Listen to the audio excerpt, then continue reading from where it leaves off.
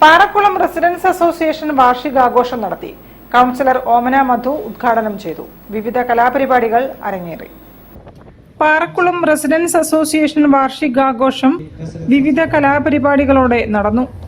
Ward councillor ഓമന മധു ഉദ്ഘാടനം ചെയ്തു.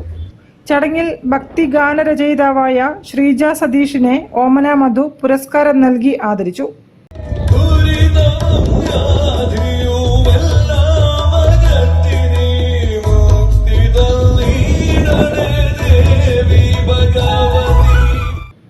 രഞ്ജിത്ത് അധ്യക്ഷനായിരുന്നു.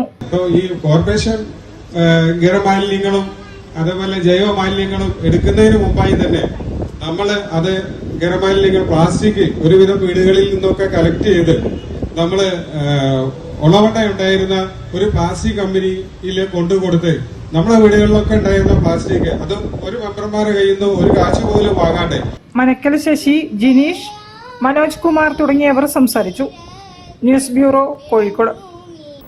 നടുവത്തൂരിൽ tiny toad club English play school ആരംഭിച്ചു. Managing director